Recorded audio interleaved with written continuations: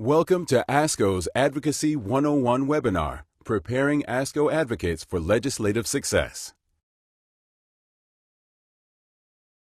This webinar is designed to equip you with the information and resources you need to become an effective advocate on critical cancer-related policy issues that have a direct impact on your oncology practice and the care you provide to patients with cancer. We will provide an overview of Congress and its committee structure, review how a bill becomes a law, and discuss ASCO's Government Relations Committee and policy priorities. We'll also share best practices for meetings with lawmakers on Capitol Hill and at home in their districts, and other avenues for advocacy, such as the ACT Network, social media, and the ASCO in Action website. By the end of this presentation, you will understand why it's so important to get involved and have your voice heard in Congress, and have the tools to get started. This requires a concerted effort. This really is a responsibility or an opportunity for every ASCO member. We can collectively carry our message forward with a whole lot more force than if we leave it to just a few people. While ASCO has lobbyists advocating for cancer policy priorities on Capitol Hill every day, studies show that constituents hold the most influence with lawmakers. In fact, personal contact with lawmakers, such as in-person visits, letters, emails, and phone calls, are the most powerful way for you to make an impact. The most compelling stories that regulators and legislators ever hear are the patient stories. And when we go in and are just telling the truth from our experiences with patients, when we can reflect our patients' experiences, we have the greatest impact. Many of us learned how Congress operates in a high school civics class, but before doing direct advocacy, a quick refresher may be helpful. Congress comprises the United States House of Representatives and Senate. There are 435 U.S. representatives and 100 U.S. senators. Committees drive the policymaking and legislation development process for each chamber. Key House committees that deal with cancer-related policy include Ways and Means, Energy and Commerce, and Appropriations. Key Senate committees include Finance, the Health, Education, Labor, and Pensions, or HELP Committee, and Appropriations. The Appropriations Committees are charged with allocating federal funding to various federal programs and agencies, including the National Institutes of Health, the National Cancer Institute, and the Centers for Medicare and Medicaid Services. The Authorizing Committees for Healthcare, the House Ways and Means and Energy and Commerce Committees, and in the Senate, the Finance and HELP Committees, are in charge of authorizing or creating policy and programs through legislation. Once an authorization bill is signed into law, it must be funded by the Appropriations Committees.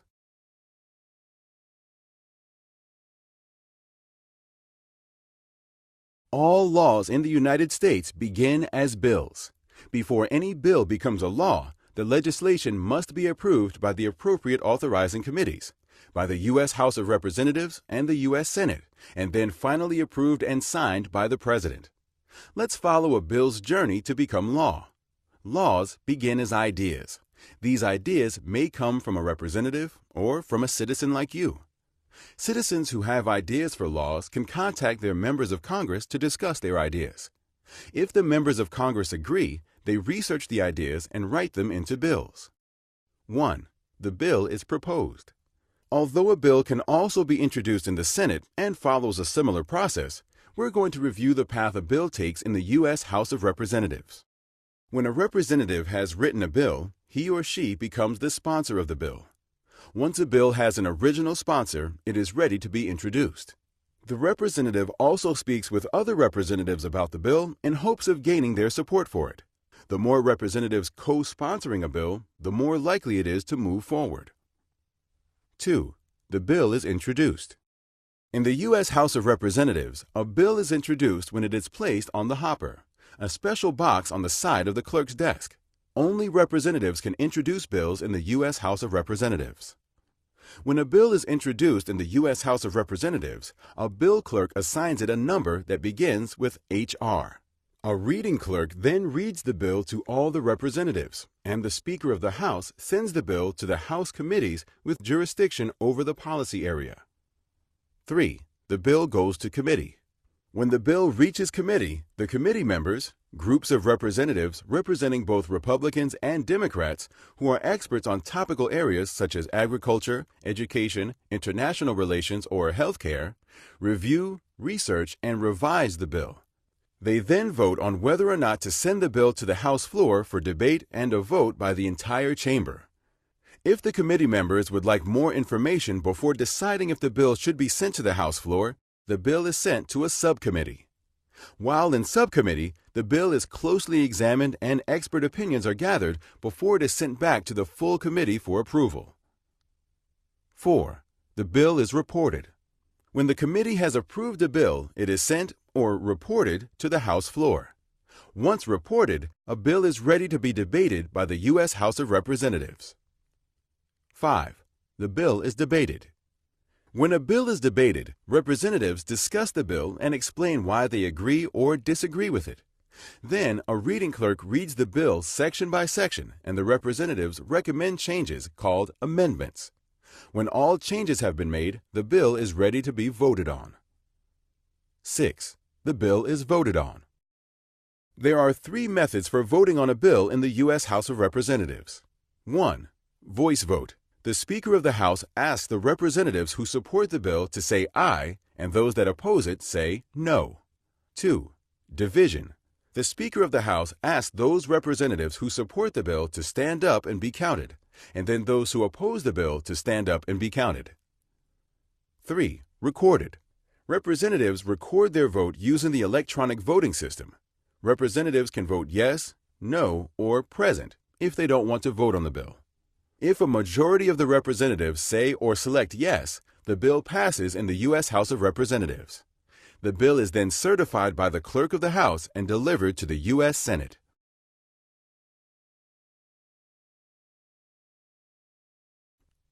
Seven. The bill is referred to the Senate. When a bill reaches the U.S. Senate, it goes through many of the same steps it went through in the U.S. House of Representatives. But Senate bills start with an S rather than HR. The bill is discussed in a Senate committee and then reported to the Senate floor to be voted on. Senators vote by voice, with those votes recorded for the record. Those who support the bill say yay, and those who oppose it say nay. If a majority of the senators say yay, the bill passes in the U.S. Senate and is ready to go to the President. 8. The bill is sent to the President. When a bill reaches the President, he has 3 choices. He can 1. Sign and pass the bill. The bill becomes a law. 2. Refuse to sign or veto the bill. The bill is sent back to the U.S. House of Representatives, along with the President's reasons for the veto. If the U.S. House of Representatives and the U.S. Senate still believe the bill should become a law, they can hold another vote on the bill.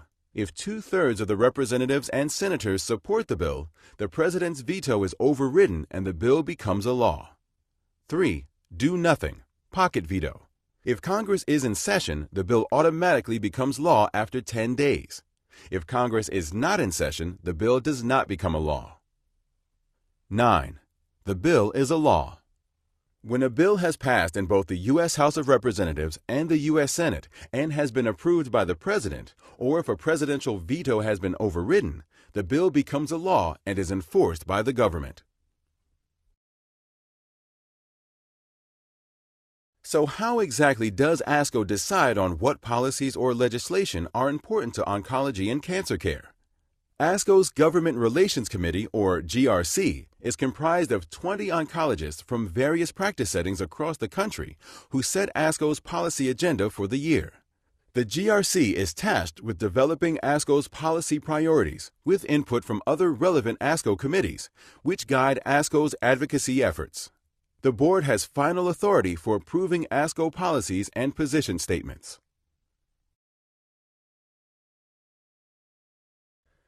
There are many ways you can get involved and be an advocate for ASCO. You can utilize the ACT network to send messages directly to your member of Congress on various ASCO legislative issues.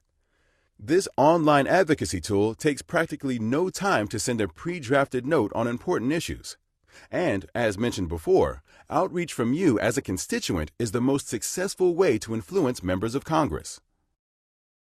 I think if oncologists are having a hard time keeping up to date with the bills and the policies that are moving forward in the legislators, it's important for them to go on the ASCO website and look at the ACT network, which is really an advocacy network led by ASCO staff that gives really up-to-date information about what we need to know in order to be able to confront or talk with our senators and congressmen about what concerns we have.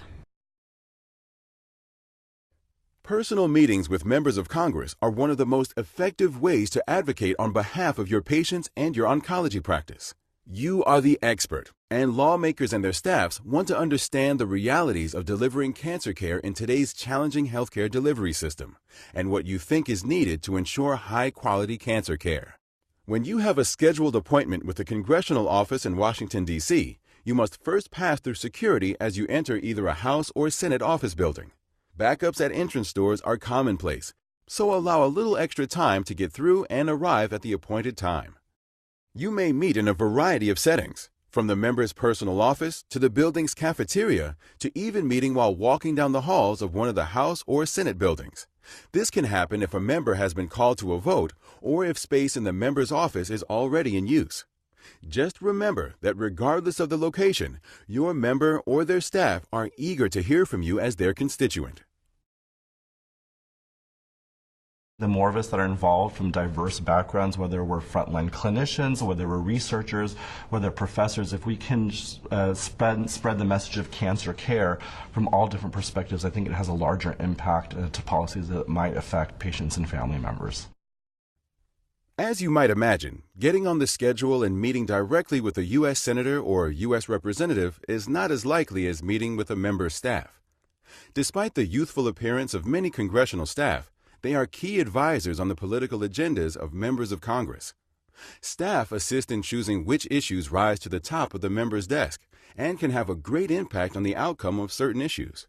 While each member of Congress structures their offices differently, they all have schedulers or executive assistants, legislative correspondents that handle responding to mail, legislative assistants who are responsible for a portfolio of policy issues, and legislative directors and chiefs of staff who are the most senior advisors to lawmakers.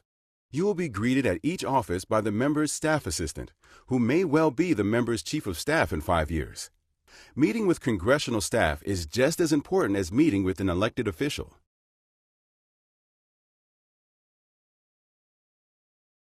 Congressional meetings are a unique opportunity to shape cancer care policy and to develop ongoing relationships with key contacts on Capitol Hill.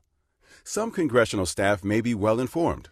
Others may need you to really lay the groundwork to help them understand the issue. This is an excellent opportunity for you to educate them about an issue, and that first explanation and background you provide can go a long way in determining their perspective on that subject matter. Talking points, policy one-pagers, and other pre-meeting preparation provided by ASCO staff will help inform your conversations. Some staff may be very inquisitive, asking many detailed questions so they can share information with their boss that will help shape the member's position on a particular issue. Some of the best and most productive meetings entail many questions. If you are unable to answer some questions, assure the staff member that you will follow up with the requested information. If you find you're unable to provide all of the answers and details a member or staffer might ask for, ASCO staff can assist you in providing responses or background information and are always happy to help follow up after the meeting. You'll leave behind a folder containing ASCO's policy positions and other relevant meeting materials with the staffer.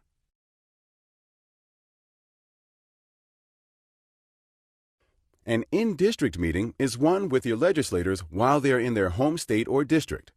The meeting may take place at the legislator's district office or at your oncology practice, also called a site visit. During a practice or site visit, your legislator and their staff will learn how oncologists utilize the latest treatments and technologies to provide high-quality care. Get involved at the local level. I would start there, actually, and work through your state society, because I think that they usually have a very good handle on what's happening in your state. And they also have, through the State Affiliate Council, has a very good understanding of what's happening nationally. So be alert. ASCO sends out a lot of updates and messages as to what's happening nationally, whether it's through the ASCO Post or the Grassroots Network that's done electronically. And just be active. It's so important. Some of the best meetings with members of Congress occur when they are back at home. When Congress is adjourned in Washington, D.C., and members are back in their home districts or states, this is called recess, and it is a great time to visit with your legislator, to begin to build a relationship with their office, or to maintain contact and serve as a continued resource on cancer care. Wear comfortable dress shoes. There is often a bit of walking to do on Capitol Hill. Remember to bring and be sure to exchange business cards. Be friendly. Be prepared. ASCO is always happy to provide you with the materials you might need for a meeting. Be on time, but flexible. Congressional schedules are usually very busy and can change at any time. On that note, be brief and concise. Be respectful. Offer to be a resource. And of course, follow up with a thank you note. Many members of Congress have become avid social media users to keep their constituents up to speed on what they're doing. ASCO has also taken to social media to inform our membership of important issues facing cancer care. Join us on Facebook, Twitter, and LinkedIn to connect with your lawmakers and at ASCO. The risk of not getting involved is that the most expert voices will not be heard. And then the policies that we have to live with won't reflect what we know is best for our patients. Thank you for your interest in ASCO's advocacy opportunities. ASCO invites you to get involved and become a part of its growing advocacy network of cancer care providers from throughout the United States. We can assist you in having your voice be heard by congressional lawmakers. To become directly involved in ASCO advocacy efforts, visit www.asco.org/ACTNetwork, or feel free to email ASCO's advocacy staff at grassroots@asco.org, or call 571-483-1670. To stay informed on ongoing policy developments, visit ascoaction.asco.org. ASCO is always here to help.